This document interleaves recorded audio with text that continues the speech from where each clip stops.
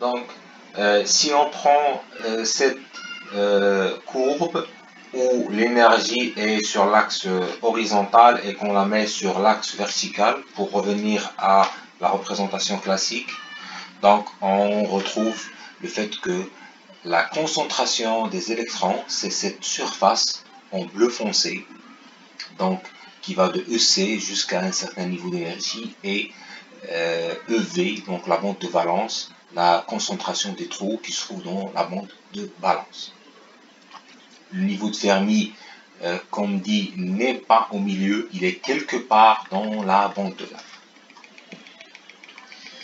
Bien sûr, dans le cas intrinsèque, c'est-à-dire si on ne fait pas de dopage, si on ne dope pas le semi-conducteur, on est dans le cas où la concentration des trous est égale à la concentration des électrons. Les électrons qui se sont libérés ont laissé le même nombre de trous derrière eux, donc la concentration devrait être égale, c'est intuitif, et on va la noter NI de T pour N intrinsèque à la température T. Donc, pour pouvoir faciliter le calcul, on va se positionner dans le cas des semi-conducteurs non dégénérés. Alors, qu'est-ce qu'un semi-conducteur non dégénéré? C'est un semi-conducteur pour lequel EC moins EF, c'est-à-dire le niveau le plus bas de la bande de conduction, moins le niveau de Fermi, est très supérieur à KT. Et l'énergie entre le niveau de Fermi et le niveau le plus haut de la bande de valence, cette bande, elle est très grande par rapport à KT. Alors, c'est un cas qui est presque toujours vrai, c'est souvent vrai, puisque pour nos semi-conducteurs, silicium et germanium, ça va être le cas. Alors, si par exemple on prend 4T à une température 300 degrés Kelvin, alors 300 c'est à peu près une vingtaine de degrés Celsius, ceci nous donne que c'est un 25 milliélectronvolts. Donc à température ambiante, 4T c'est environ 25 milliélectronvolts. Alors, si on prend par exemple le silicium, son énergie de gap elle est de 1,1 électronvolts. Alors, si on prend l'énergie de gap sur 2, donc, puisque le niveau de Fermi se trouve quelque part au milieu, près du milieu, donc l'énergie de gap sur 2, elle est de donc à 550 milliélectronvolts, un demi électronvolt à peu près. Donc EC moins EF, c'est environ EG sur 2, c'est environ l'énergie de gap sur 2. Et donc, vous remarquez que ici, c'est au moins un rapport de 20.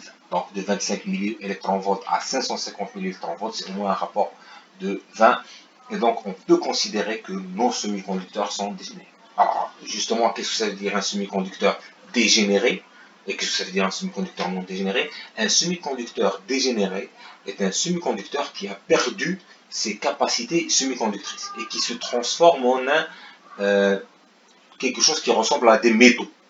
C'est-à-dire, on dit qu'il a un comportement métallique. Ça veut dire quoi? Alors, si par exemple on chauffe trop, c'est-à-dire que le KT devient trop important, dans ce cas, on aura tellement d'électrons qu'il y aura abondance d'électrons. Et donc, s'il y a abondance d'électrons, automatiquement, ça ressemble à des métaux, des conducteurs, comme déjà vu précédemment. De même, si EG, c'est-à-dire l'énergie de gap, est très faible, elle est très faible pour être de l'ordre de 4T, ça va être la même chose, on va être dans un cas où la bande de gap est très mince et on est proche du cas métallique. Donc dans ces deux cas, on parle de semi-conducteurs dégénérés. Ce n'est pas notre cas. Nous, on sera souvent dans le cas de semi-conducteurs non dégénérés. Alors, en quoi ça va nous aider? Ça va nous aider à exploiter cette approximation. Il s'agit d'un développement limité où on peut supposer que 1 sur 1 plus exponentielle de E moins EF sur 4T. Alors, on sait que 4T est très petit devant EF et donc on peut dire que ceci est égal à 1 à exponentielle EF moins E sur 4T. Alors, faites attention, ici il y a un signe moins, donc on était sur E moins EF, on devient sur EF moins. Bien, on continue pour le calcul de cette concentration. On va aller maintenant un peu dans les mathématiques au lieu de parler de façon graphique. Et on va exploiter cette fameuse simplification. Donc, n de t qui est égal à l'intégrale EC l'infini dCE exponentielle de EF moins E sur kt. On va essayer d'injecter ici plus EC moins EC. Donc, ça va nous donner un terme qui dépend du niveau de Fermi. Alors, l'idée ici, c'est de faire sortir le niveau de Fermi de l'intégrale. Le niveau de Fermi, c'est quelque chose qu'on ne contrôle pas et qu'on n'arrive pas à déterminer. Donc, on essaye de le mettre de côté. Donc, on aura un terme qui dépend du niveau de Fermi, c'est E exponentielle F moins EC sur kt, et une intégrale qui est totalement indépendante du niveau de Fermi et qui ne dépend que de la température. Donc, c'est l'intégrale EC l'infini dCE. Donc, ici, le E, on va intégrer sur le E, sur l'énergie, exponentielle le E ici, moins EC sur kt. Alors, le EC est constant et le kt sont constants. Sur la température va rester toujours une variable. Donc, on prend tout ça, c'est une constante qui ne dépend que de la température. Donc, on va noter ça NC de T.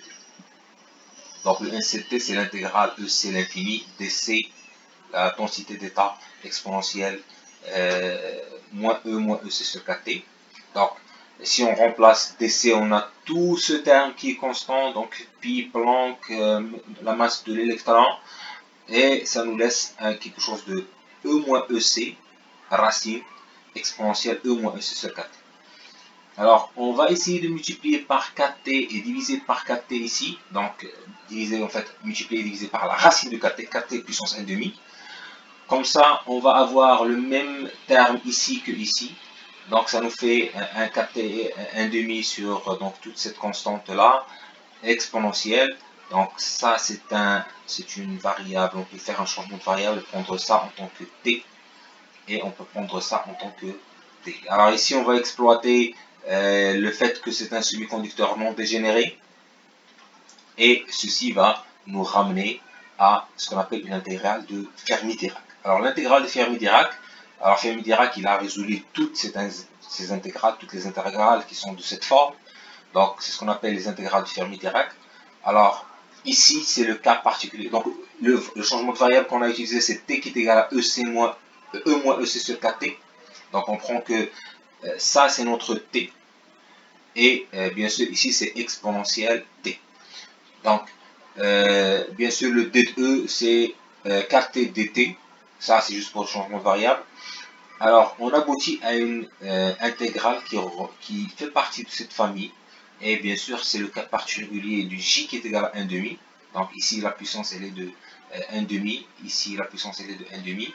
Et c'est le cas où x est égal à 0. On a un exponentiel t directement, le x est égal à 0. Alors, ça, c'est une forme que Fermi-Dirac a résolue. Donc, j'invite les gens qui veulent développer le calcul à chercher ça sur Internet.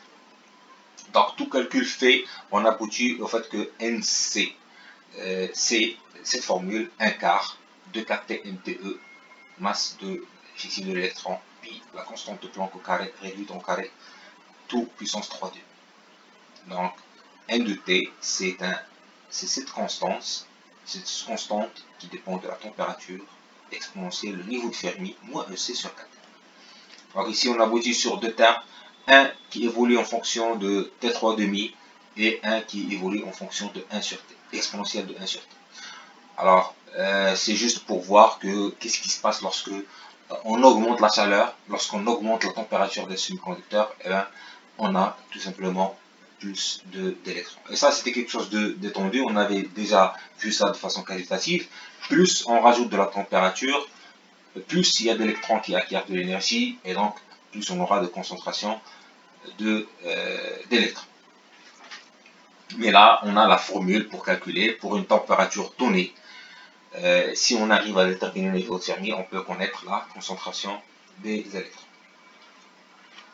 De la même façon, alors on peut faire la même chose pour les trous en utilisant la densité d'état dans la bande de valence, et on va définir un certain PV. Au lieu de NC, on va définir PV qui multipliera alors exponentielle EV moins EF cette fois-ci. Et bien sûr, on peut déterminer PV qui de même est un quart. Donc c'est le même calcul, 2 kt mth sur pi Planck réduite au carré, 3 km. Donc on a la même tendance, et ça c'est quelque chose d'attendu. Les deux doivent évoluer de la même façon. Alors NC et PV, ce ne sont pas des choses qu'on va essayer de calculer à chaque fois. Ce sont des choses que l'on peut retrouver facilement dans des ABAC et dans des documents techniques. Alors il suffit de connaître la température, on peut directement déduire la valeur de NC et de PV.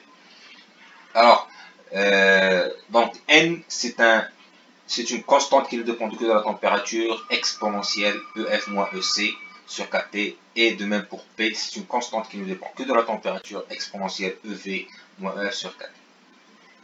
Donc, ici j'ai donné quelques valeurs, les valeurs de NCPV pour le silicium et le germanium, dans le cas de 300 degrés Celsius.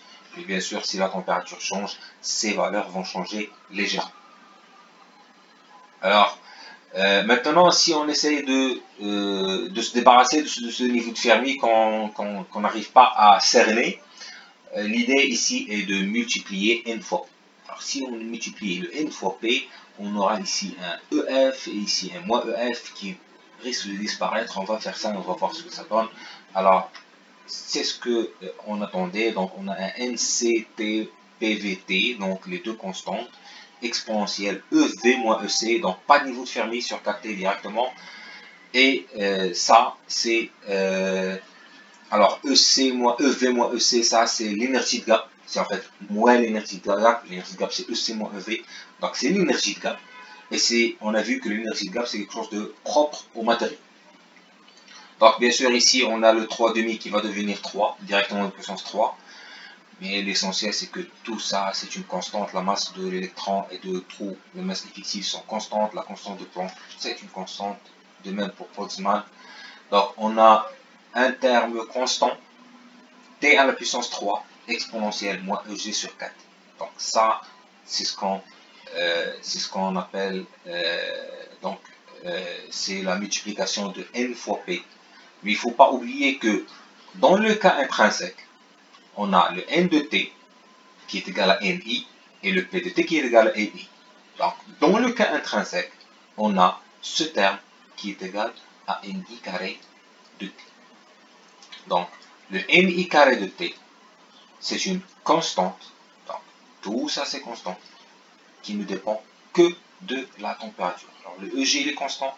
Boltzmann, c'est une constante. Tout ça, c'est constant. La seule chose qui varie dans ce terme, l'unique chose que l'on peut avoir à changer dans ce terme, c'est la température. Donc, c'est ce qu'on appelle la loi d'action de masse. Le ni carré, il ne dépend que de la température. Et ça, c'est vrai, quelle que soit la situation, même dans la situation extrinsèque. Donc, même si on a ici une concentration qui n'est pas égale à Ni, on a toujours N de T fois P de T qui est égal au Ni carré. C'est ce qu'on appelle la loi d'action des masses. Donc, à une température donnée, le Ni carré, c'est une constante, on la connaît. Donc, à une température donnée, si on connaît le nombre de trous, ou plutôt la concentration des trous, on peut déduire la concentration des électrons. Si on connaît la concentration des électrons, on peut déduire celle des trous, même dans le cas extrinsèque. Donc, je rappelle que ce qu'on a fait, on l'a calculé de façon générale, pas dans le cas intrinsèque. Donc, depuis tout à l'heure, lorsqu'on a fait le calcul de n, c'était dans le cas général. On n'a pas supposé qu'il y avait un cas intrinsèque, on n'a pas supposé l'égalité entre n de t et p de t. On a fait un calcul général, on s'est basé sur l'intégrale de Fermi-Dirac, on s'est basé sur le principe que le semi-conducteur est non dégénéré. On a fait le calcul et on a trouvé que ça, c'est la formule de n de t dans le cas général. Bien sûr, ça, de même, c'est la formule de p de t dans le cas général.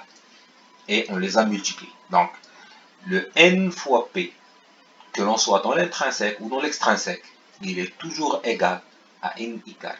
Et ça, c'est ce qu'on appelle la loi d'action de masse. Donc, la loi d'action de masse, elle est vraie pour les semi-conducteurs intrinsèques et extrinsèques. Mais il faut faire attention, cette loi n'est vraie que dans le cas d'un semi-conducteur non dégénéré. Alors, pourquoi? Parce qu'on a, mathématiquement, pourquoi? Parce qu'on a utilisé la simplification. Donc, si le semi-conducteur est dégénéré, on n'a pas le droit d'utiliser la simplification. Mais en tout cas, nous, on se pose dans l'hypothèse du semi-conducteur non dégénéré. Et cette loi n'est vraie que dans ce cas.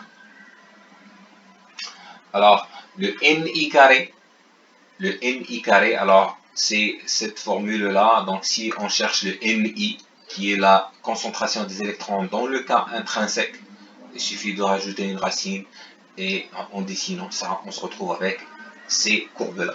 Alors, on avait déjà vu cette courbe, c'est le nombre d'électrons, la concentration d'électrons dans le cas intrinsèque, elle dépend de la température et elle ne dépend que de la température.